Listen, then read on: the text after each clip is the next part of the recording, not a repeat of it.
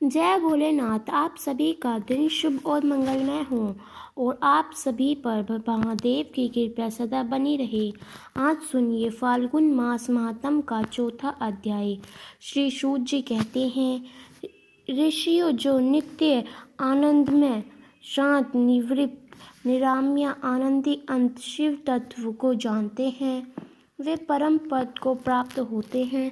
और जो धीर पुरुष काम भोगों से वृत होकर भगवान शंकर में हेतु रहित पराभक्ति करते हैं, उनका मोक्ष हो जाता है और वे फिर संसार बंधन में कभी नहीं पड़ते। जो मायामयी संसार में चिरकाल तक सुखपूर्वक विहार करते अंत समय पर मोक्ष चाहते हैं, उनके लिए यह धर्म बताया गया है कि संसार में भगवान शिव की पूजा सदा ही स्वर्ग और मोक्ष का कारण है।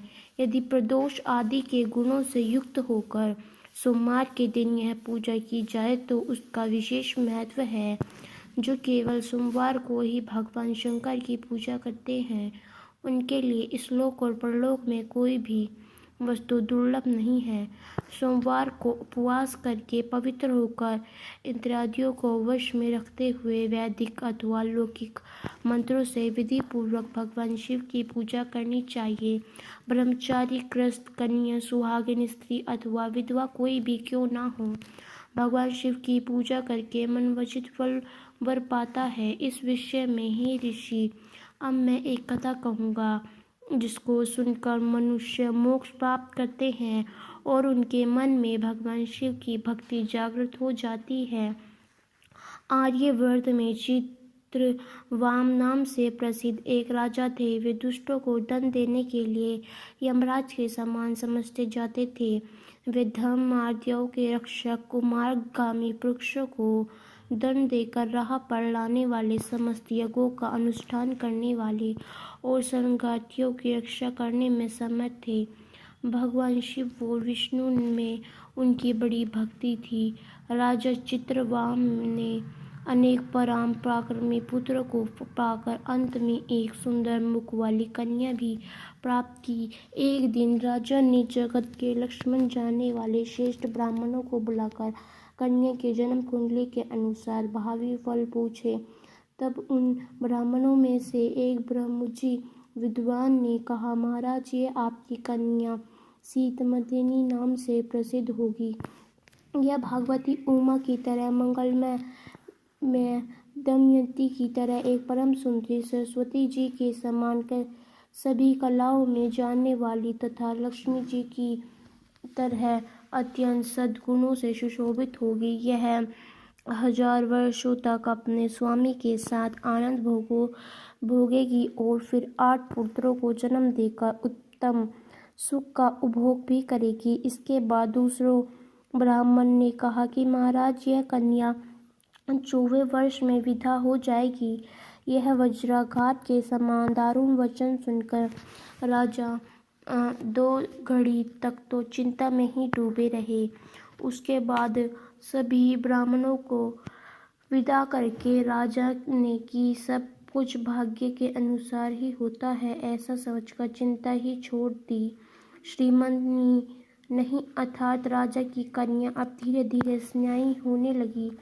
अपनी सखी के मुख से भावी वैधव्यों की बात सुनकर कि उसे 14 वर्ष के बाद जल्दी ही विधवा होने का दुर्भाग्य भी झेलना पड़ेगा, यह बात सुनकर उसे बड़ा खेद हुआ। उसने चिंता मगन होकर याज्ञवल्क्य मुनि की पत्नी मैत्री से पूछा, माता जी, मैं आपके चरणों की शरण में आई हूँ, मुझे सौभाग्य बढ़ाने वाले सत्कर्म का उपदेश दीजिए। इस प्रकार शरण में आई हुई राजकन्या से पतिव्रता मैत्री कहने लगी, सुंदरी तो शिव सहित पार्वती जी की शरण में जा और सोमवार को एकाग्रचित्त होकर स्नान और उपवास पूर्वक स्वच्छ वस्त्र धारण करके शिव और पार्वती का पूजन कर सोमवार के दिन शिव और पार्वती की आराधना करती रहे। इससे बड़ी भारी आपत्ति पड़ने पर भी तो उससे मुक्त अवश्य ही हो जाएगी। घोर से घोर और भयंकर महाक्लेश में पड़कर भी शिव पूजा कभी मत छोड़ना। उसके प्रभाव से वैसे तुम अवश्य ही पार हो जाओगी। इस प्रकार श्रीमंत नहीं को आश्वासन देकर पतिव्रता मैत्री आश्रम को चली गई। राजकुमारी ने उनके कहे अनुसार भगवान शिव का पूजन प्रारंभ कर दिया। निषेध देश में नल की पत्नी दमयंती के गर्भ से इंद्रसेन नाम का एक पुत्र हुआ था। राजा चित्रवाम ने राजकुमार चांद्रगन को बुलाकर गुरुजनों की आज्ञा से उन्हीं के साथ ही अपनी पुत्री सीमतन का विवाह कर दिया। उस विवाह में बड़ा भारी उत्सव हुआ। विवाह के पश्चात चंद्रगामन कुछ समय तक तो ससुराल में ही रहे। फिर एक दिन राजकुमार यमुना के पार जाने के लिए अपने कुछ मित्रों के साथ एक नाव पर सवार हो गए। भाग्यवश वह नाव यमुना के भंवर में मलय सहित डूब गई। यमुना जी के दोनों तटों पर बड़ा भारी हाहाकार मच गया।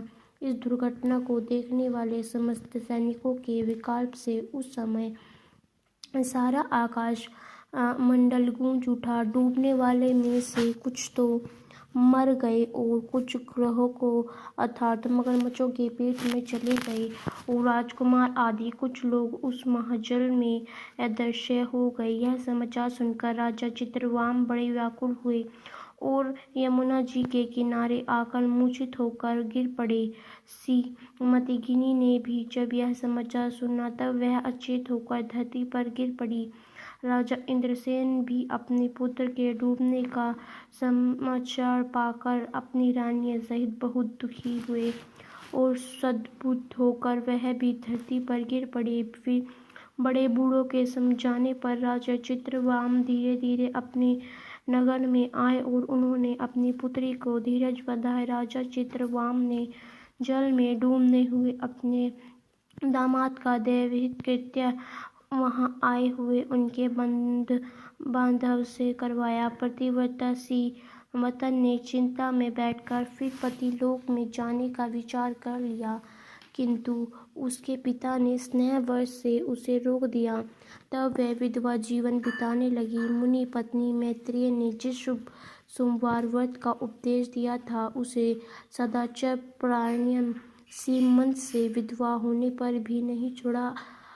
इस प्रकार 14वें वर्ष की आयु में अत्यंत दारुण दुख पाकर वह भगवान शिव के चरणों कमलों का चिंतन करने लगी। शिव जी की आराधना करते करते उसे 3 वर्ष बीत गए। उधर पुत्र शोक से उन्मत्त हुए राजा इंद्रसेन को बलपूर्वक दबाकर उनके भाइयों ने उसका सारा राज्य छीन लिया और उन्हें पत्नी सहित पकड़कर कारागृह में डलवा दिया। इंद्रसेन के पुत्र चांद्रगन यमुना के जल में डूबने पर नीचे नीचे गहराई में उतरने लगे। बहुत नीचे जाने पर उन्होंने नीचे नाग वधू को जल क्रीड़ा में निमग्न देखा। राजकुमार को देखकर वे भी हैरान हुई। उन्हें पाताल लोक में ले गई। वहां चंद्रगान ने तक्षक नाम के परम अद्भुत रमणीय नगर में प्रवेश किया और इंद्र भवन के समान मनोहर एक सुंदर महल देखा जो बड़े बड़े रत्नों के प्रकाशमान किरणों से प्रकाशित हो रहा था। भगवान सूर्य के समान तेजस्वी तक्षकनाग को सभा भवन में विराजमान देखकर परम बुद्धिमान राजकुमार ने प्रणाम किया और हाथ जोड़कर खड़े हो गए। तक्षक के तेज से उनके नेत्रोत्कंठा आ गए। इधर नागराज ने भी मनोरम राजकुमार को देखकर उन नागिन से पूछा कि यह कौन है और कहाँ से आया है। तब उन्होंने बताया कि हमने इसे यमुना जल में देखा है और इसके कुल तथा नाम का परिचय न होने के कारण आपके पास से लेकर आई हैं। तब तक्षक ने राजकुमार से ही पूछा कि तुम किसके पुत्र हो और कौन सा तुम्हारा देश है और यहाँ पर तुम्हारा कैसे आना हुआ। तब राजकुमार कहने लगा कि भूमंडल में निषद नाम से प्रसिद्ध एक देश है। उसके स्वामी राजा नल महायशस्वी हो गए हैं। वे पुण्य त्रिलोक माने जाते हैं और उनके पुत्र इंद्रसेन हुए हैं और इंद्रसेन का पुत्र मैं हुआ। मेरा नाम चांद्रगन है। मैं अभी नया विवाह करके ससुराल में टिका ही था और यमुना जी के जल में विहार करता हुआ देव की प्रेरणा में डूब गया। फिर यह नागपत्नियाँ मुझे आपके पास ले आई है। तो दोस्तों, आपको हमारा यह फाल्गुन मास का 4वां अध्याय कैसा लगा, हमें कमेंट करके अवश्य ही बताइएगा।